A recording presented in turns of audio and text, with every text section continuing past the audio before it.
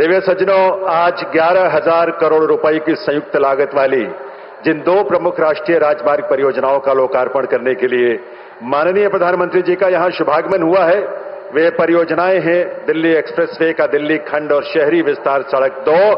माननीय प्रधानमंत्री महोदय से निवेदन है कि वे रिमोट का बटन दबाकर इन दोनों राष्ट्रीय महत्व की परियोजनाओं का लोकार्पण करने की कृपा करें।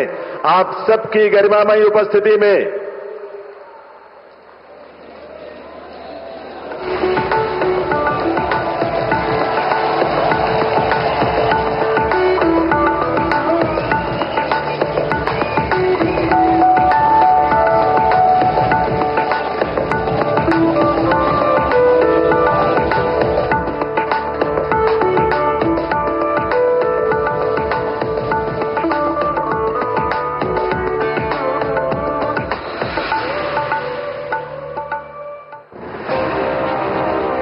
की राजधानी दिल्ली और उसके चारों ओर फैला राष्ट्रीय राजधानी क्षेत्र यानी एनसीआर एक समय भीड़-भाड़, ट्रैफिक जाम और ढांचागत चुनौतियों से जूझता ये इलाका अब आधुनिक भारत के इंफ्रास्ट्रक्चर परिवर्तन का प्रतीक बन चुका है। वर्ष 2014 में प्रधानमंत्री श्री नरेंद्र मोदी जी के नेतृत्व में जब केंद्र में नई सरकार बनी, तभी से दिल्ली के चेहरे मोहरे को बदलने की दिशा में योजनाबद्ध प्रयास शुरू हुए। आज दिल्ली को नई संसद, कर्तव्य पथ और भारत मंडपम जैसे प्रतिष्ठित स्थलों के साथ एक नया गौरव प्राप्त हुआ है। दूसरी ओर दिल्ली मेरठ एक्सप्रेसवे ने यात्रा का समय 3 घंटे से घटाकर सिर्फ 45 मिनट कर दिया है। ईस्टर्न पेरिफेरल एक्सप्रेसवे ने राजधानी से भारी ट्रैफिक का दबाव हटाया है। इन परियोजनाओं ने न सिर्फ कनेक्टिविटी को बेहतर बनाया है, बल्कि प्रदूषण और समय की बर्बादी भी कम की है। ये सिर्फ निर्माण नहीं है, ये राष्ट्रीय राजधानी के भविष्य को फिर से गढ़ने की दिशा में लिया गया एक निर्णायक कदम है। यही है गेम चेंजिंग कनेक्टिविटी जो दिल्ली को वर्ल्ड क्लास कैपिटल बनाने की राह पर ले जा रही है। सरकार दिल्ली को विकास की ऊर्जा के साथ एक आधुनिक शहर बनाएगी। मोबिलिटी और इंफ्रास्ट्रक्चर पर ढेर सारा काम हो। सबका साथ, सबका विकास, पूरी दिल्ली का विकास। इसी क्रम में आज प्रधानमंत्री श्री नरेंद्र मोदी जी 11,000 करोड़ की लागत से बनी 2 महत्वपूर्ण राष्ट्रीय राजमार्ग परियोजनाओं का लोकार्पण कर रहे हैं। ये हैं द्वारका एक्सप्रेसवे का दिल्ली खंड और अर्बन एक्सटेंशन रोड 2 के 4 खंड।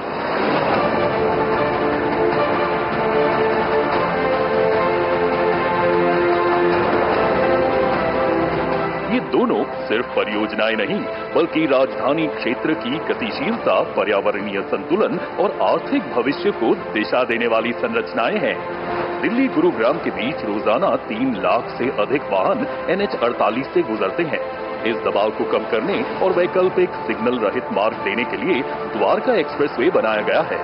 शिव मूर्ति के पास बना मल्टी लेवल इंटरचेंज इसका सबसे जटिल हिस्सा है, जिसमें NH-48 के ऊपर पुल और नीचे 2 स्तरों पर अंडरपास बनाए गए हैं।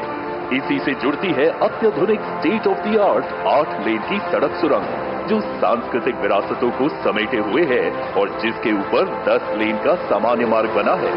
एयरपोर्ट के नीचे 4 लेन की टनल भी बनाई गई है।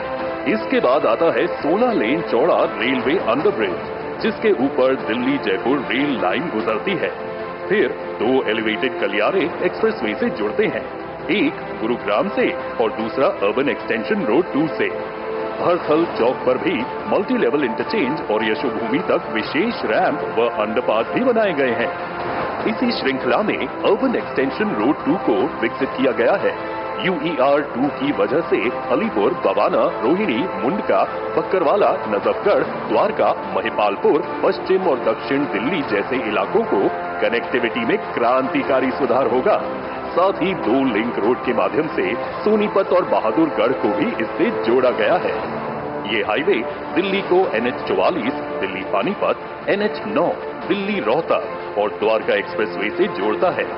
अब पंजाब और जम्मू कश्मीर की दिशा से आने वाला ट्रैफिक दिल्ली अंतर्राष्ट्रीय एयरपोर्ट सुगम तरीके से पहुंच सकेगा।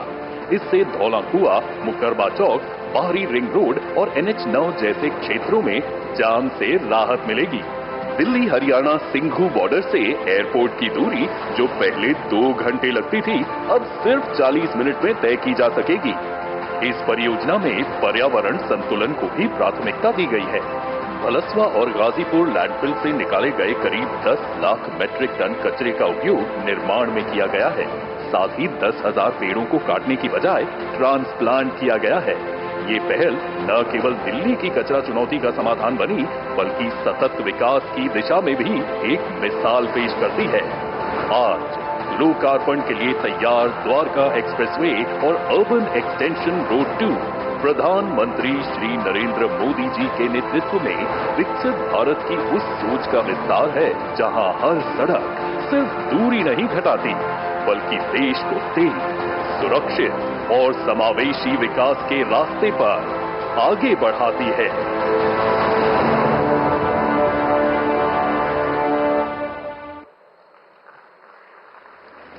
देवियों सज्जनों, ये नए भारत की नई तस्वीर है जो भारत की गति और इसकी शक्ति को व्यक्त करती है। ये वो भारत है जो आपदा को भी अवसर में बदलने की क्षमता रखता है। ये वो भारत है जो आज न सिर्फ सपने देखता है, बल्कि उन सपनों को पूरा करने का आत्मविश्वास भी उसके भीतर सुदृढ़ हो चुका है। ये आकांक्षी भारत है, ये समृद्ध भारत है, ये सुरक्षित भारत है। और ये सब संभव हो सका है माननीय प्रधानमंत्री श्री नरेंद्र मोदी जी के दूरदर्शी और युगांतरकारी नेतृत्व की वजह से। आइए आप सबके करतल ध्वनि के साथ विनम्र निवेदन करें ऐसे युग प्रवर्तक यशस्वी प्रधानमंत्री श्री नरेंद्र मोदी जी से उनके संबोधन के लिए।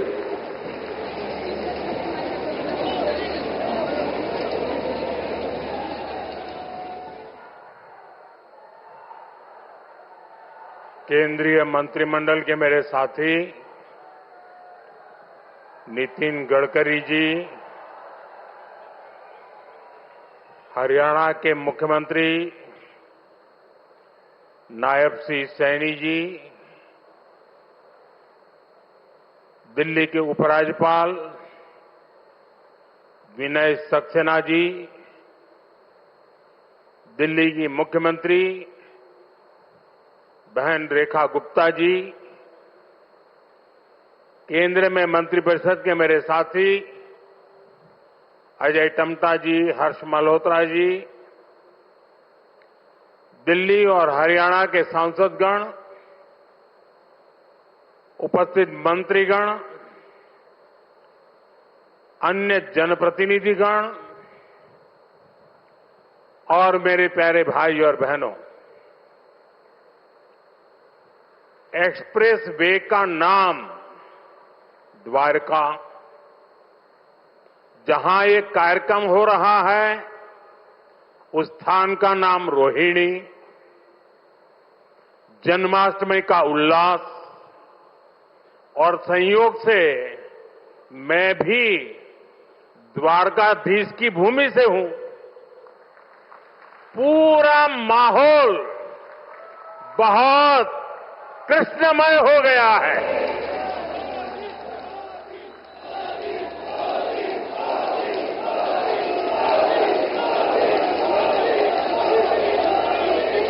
साथियों, अगस्त का ये महीना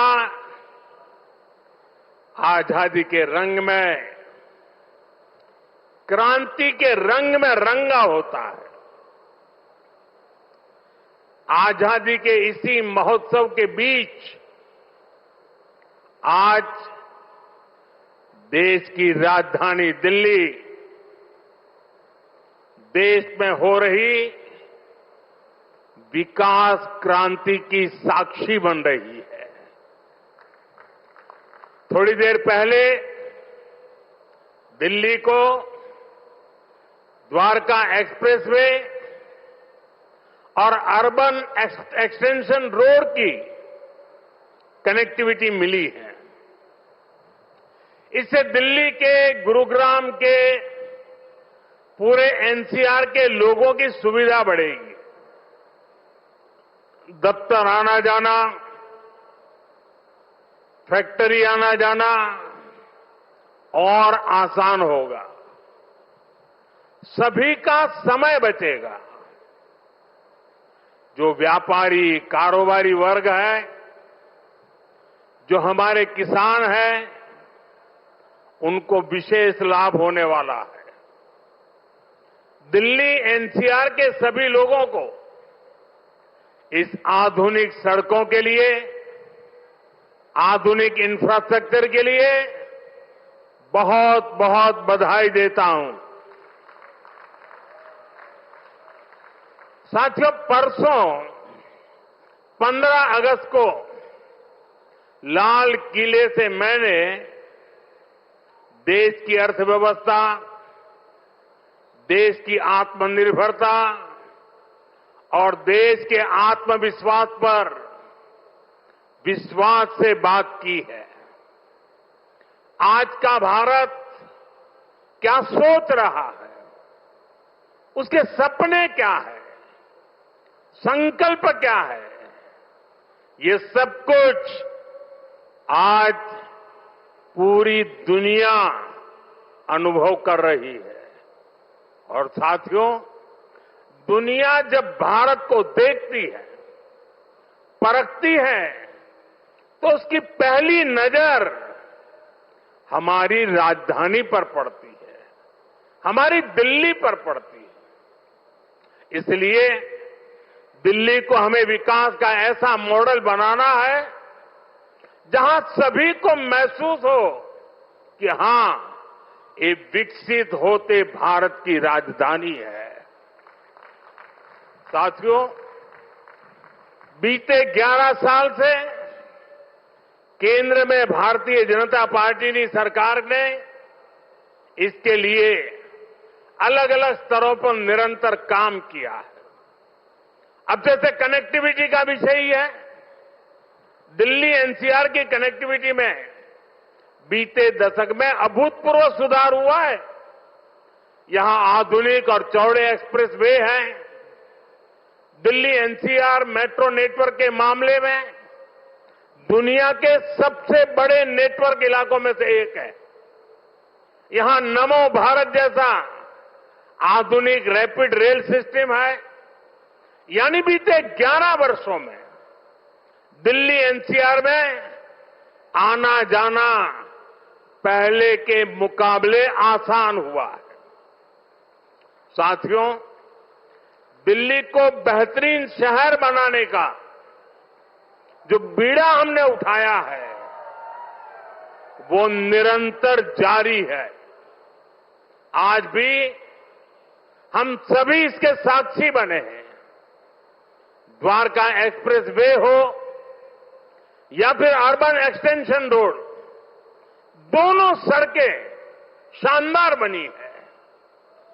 पेरिफेरल एक्सप्रेसवे के बाद अब अर्बन एक्सटेंशन रोड से दिल्ली को बहुत मदद मिलने वाली।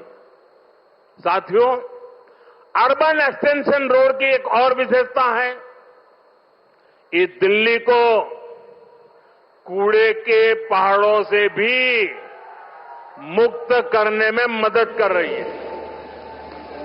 अर्बन एक्सटेंशन रोड को बनाने में लाखों टन कचरा काम में लाया गया है।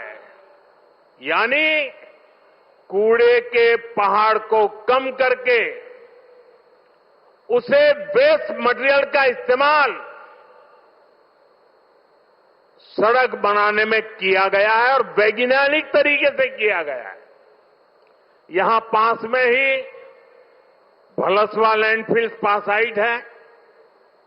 यहां आसपास जो परिवार रहते हैं, उनके लिए कितनी समस्या है, ये हम सभी जानते हैं। हमारी सरकार ऐसी हर परेशानी से दिल्ली वालों को मुक्ति दिलाने में जुटी हुई है। साथियों, मुझे खुशी है कि रेखा गुप्ता जी के नेतृत्व में दिल्ली की भाजपा सरकार यमुना जी की सफाई में भी लगातार जुटी हुई है। मुझे बताया गया कि यमुना से इतने कम समय में 16 लाख मैट्रिक टन सील्ड हटाई जा चुकी है। इतना ही नहीं, बहुत कम समय में ही दिल्ली में 650 देवी इलेक्ट्रिक बसें शुरू की गई है। और इतना ही नहीं, भविष्य में भी इलेक्ट्रिक बसें एक बहुत बड़ी मात्रा में करीब 2000 का आंकड़ा पार कर जाएगी। ये ग्रीन दिल्ली, क्लीन दिल्ली के मंत्र को और मजबूत करता है। साथियों, राजधानी दिल्ली में कई वर्षों के बाद भाजपा सरकार बनी है। लंबे अरसे तक हम दूर दूर तक भी सत्ता में नहीं थे और हम देखते हैं कि पिछली सरकारों ने दिल्ली को जिस प्रकार से बर्बाद किया, दिल्ली को ऐसे गड्ढे में गिरा दिया था। मैं जानता हूं भाजपा की नई सरकार को लंबे अरसे से मुसीबतों बढ़ती जो गई थी, उसमें से दिल्ली को बाहर निकालना कितना कठिन है। पहले तो वो गड्ढा भरने में ताकत जाएगी और फिर बड़ी मुश्किल से कुछ काम नजर आएगा। लेकिन मुझे भरोसा है, दिल्ली में जिस टीम को आपने चुना है, वो मेहनत करके पिछले कई दशकों से जो समस्याओं से गुजरे रहे हैं, उसमें से दिल्ली को बाहर निकाल के रहेंगे। साथियों, ये सहयोग भी पहली बार बना है जब दिल्ली में, हरियाणा में, यूपी और राजस्थान चारों तरफ भाजपा सरकार है। ये दिखाता है इस पूरे क्षेत्र का कितना आशीर्वाद भाजपा पर है, हम सभी पर है। इसलिए हम अपना दायित्व समझकर दिल्ली एनसीआर के विकास में जुटे हैं। हालांकि कुछ राजनीतिक दल हैं जो जनता के इस आशीर्वाद को अभी भी पचा नहीं पा रहे हैं। वो जनता के विश्वास और जमीनी सच्चाई दोनों से बहुत कट चुके हैं, दूर चले गए हैं। आपको याद होगा कुछ महीने पहले किस तरह दिल्ली और हरियाणा के लोगों को एक दूसरे के खिलाफ खड़ा करने की, दुश्मनी बनाने की साजिश रची गई। ये तक कह दिया गया कि हरियाणा के लोग दिल्ली के पानी में जहर मिला रहे हैं। इस तरह की नकारात्मक राजनीति से दिल्ली और पूरे एनसीआर को मुक्ति मिली है। अब हम एनसीआर के कायाकल्प का संकल्प लेकर चल रहे हैं और मुझे विश्वास है ये हम करके दिखाएंगे।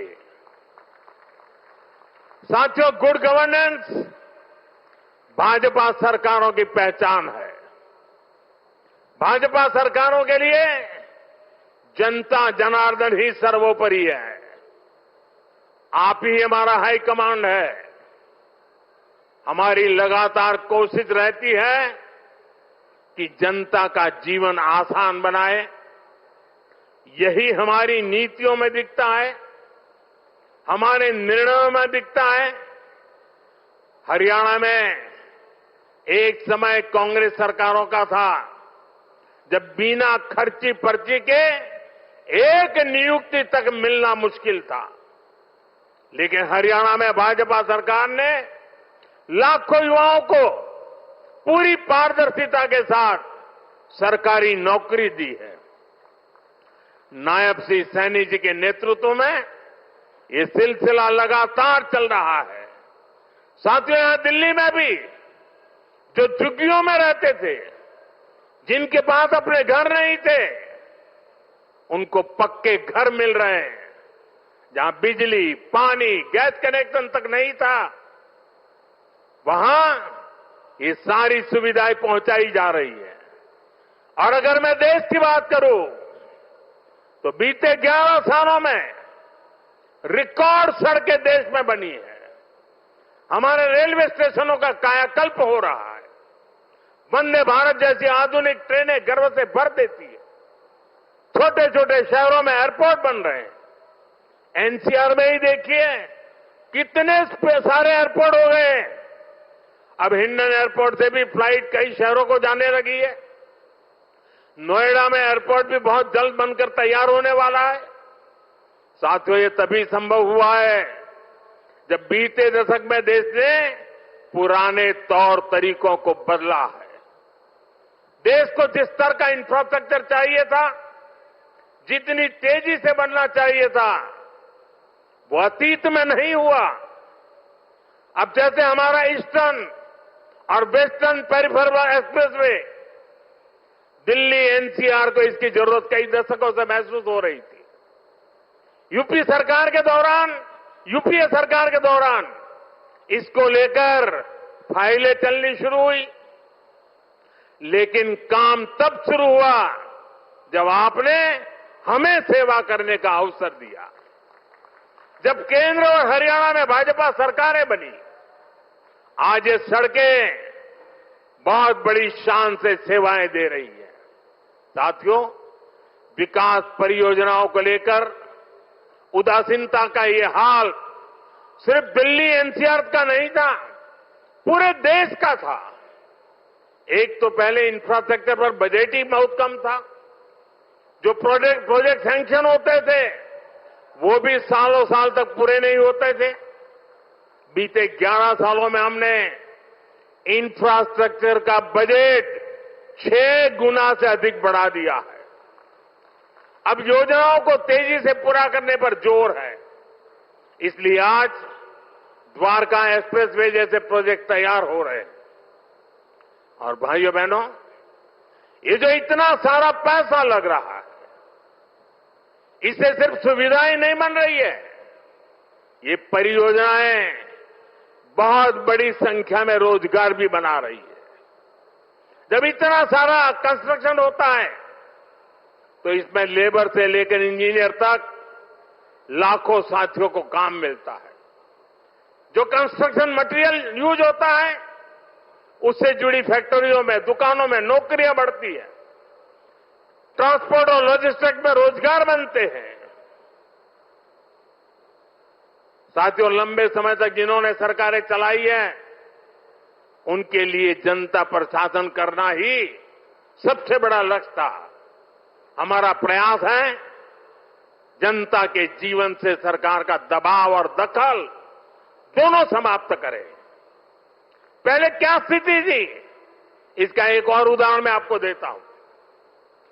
दिल्ली में, ये सुनकर के आप चौंक जाएंगे, दिल्ली में हमारे जो स्वच्छता मित्र है, साफ सफाई के काम में जुटे साथी हैं, ये सभी दिल्ली में बहुत बड़ा दायित्व निभाते हैं। सुबह उठते ही पहले उनको थैंक यू करना चाहिए। लेकिन पहले की सरकारों ने इन्हें भी जैसे अपना गुलाम समझ रखा था। मैं इन छोटे छोटे मेरे सफाई में बंधुओं की बात कर रहा हूं। ये जो लोग सर पे संविधान रख करके नाचते हैं ना, वो संविधान को कैसे कुचलते थे। वे बाबा साहब की भावनाओं को कैसे दगा देते थे। मैं आज वो सच्चाई आपको बताने जा रहा। आप, मैं कहता हूं, सुनकर सन्न रह जाएंगे। मेरे सफाई कर्मी भाई बहन जो दिल्ली में काम करते हैं, उनके लिए एक खतरनाक कानून था इस देश में। दिल्ली में दिल्ली म्युनिसिपल कॉरपोरेशन एक्ट में एक बात लिखी थी, यदि कोई सफाई मित्र बिना बताए काम पर नहीं आता तो उसे 1 महीने के लिए जेल में डाला जा सकता था। आप बताइए, खुद सोचिए, सफाई कर्मियों को लोग क्या समझते थे? क्या आप उन्हें जेल में डाल देंगे? वो भी एक छोटी सी गलती के कारण। आज जो सामाजिक न्याय की बड़ी बड़ी बातें करते हैं, उन्होंने ऐसे कई नियम कानून देश में बनाए रखे हुए थे। ये मोदी है जो इस तरह के गलत कानून को खोज करके खत्म कर रहा है।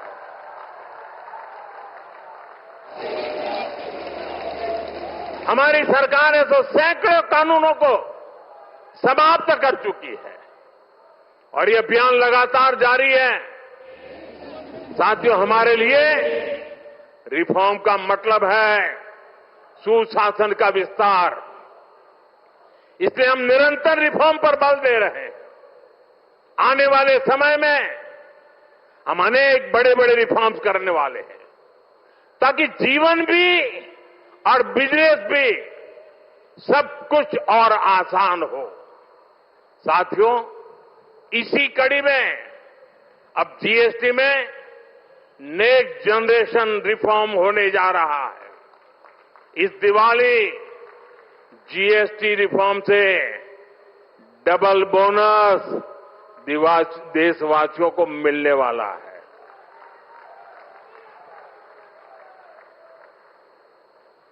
हमने इसका पूरा प्रारूप राज्यों को भेज दिया है। मैं आशा करता हूं कि सभी राज्य भारत सरकार के इस इनिशिएटिव को सहयोग करेंगे, जल्द से जल्द इस प्रक्रिया को पूरा करेंगे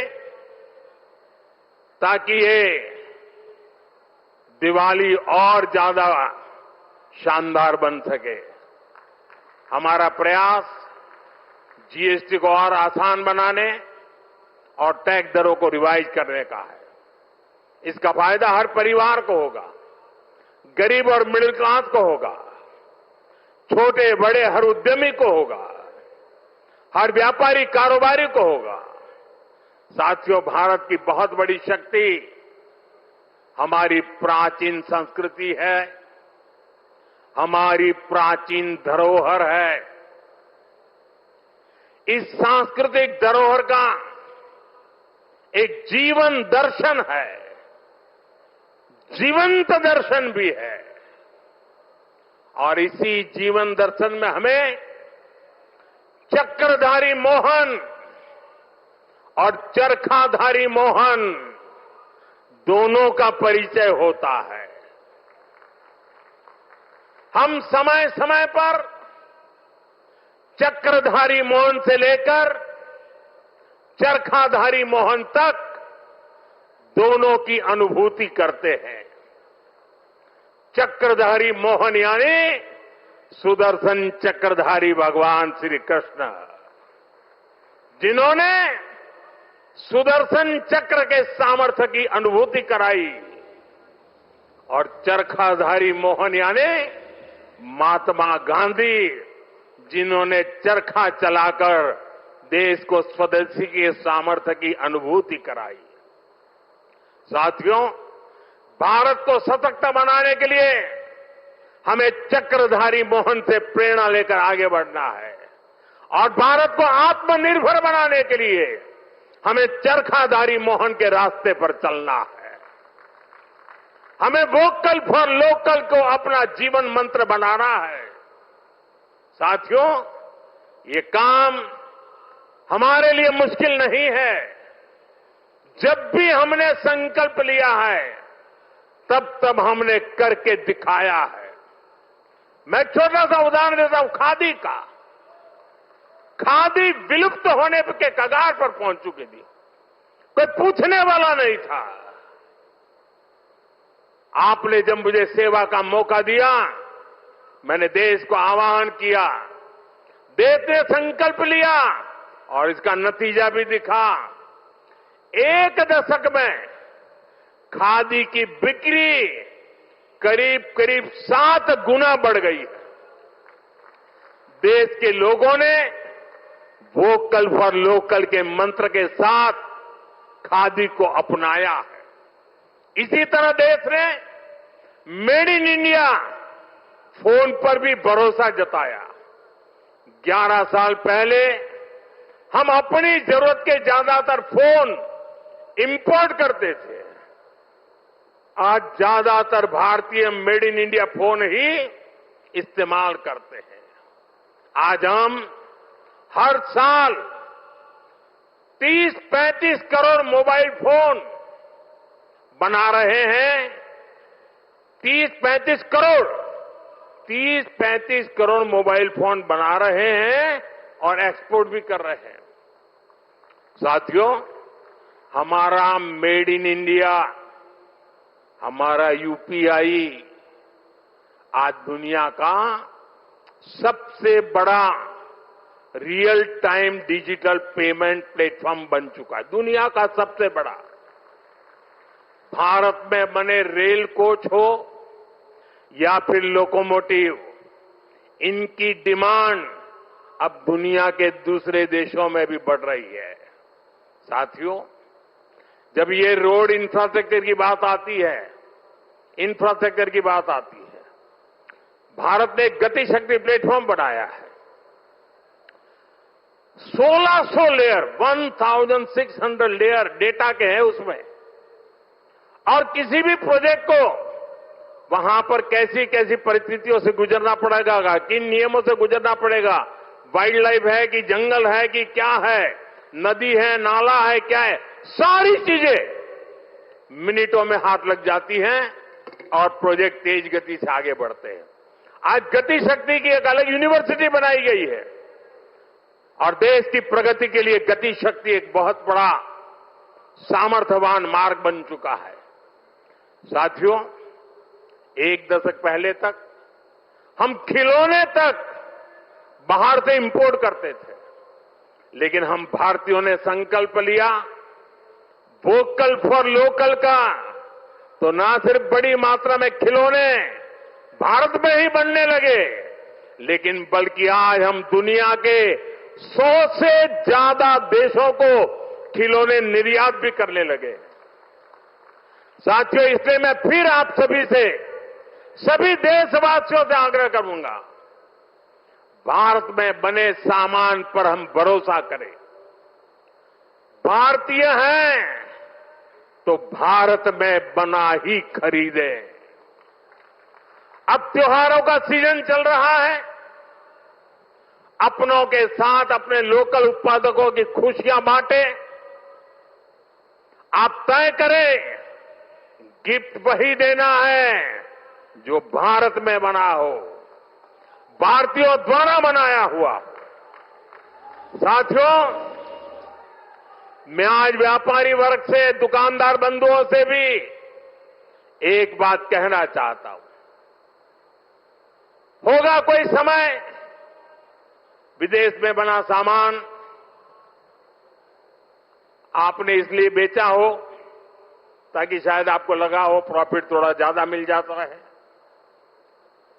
अब आपने जो किया सो किया, लेकिन अब आप भी वोकल फॉर लोकल के मंत्र पर मेरा साथ दीजिए।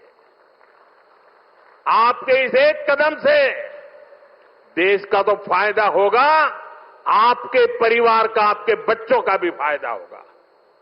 आपकी बेची हुई हर चीज से देश के किसी मजदूर का, किसी गरीब का फायदा होगा। आपकी बेची गई हर चीज का पैसा भारत में ही रहेगा, किसी न किसी भारतीय को ही मिलेगा। यानी ये भारतीयों की खरीद शक्ति को ही बढ़ाएगा, अर्थव्यवस्था को मजबूती देगा। और इसलिए मेरा आग्रह है, आप मेड इन इंडिया सामान को पूरे गर्व के साथ बेचें। साथियों, दिल्ली आज एक ऐसी राजधानी बन रही है जो भारत के अतीत का भविष्य के साथ साक्षात्कार भी कराती है।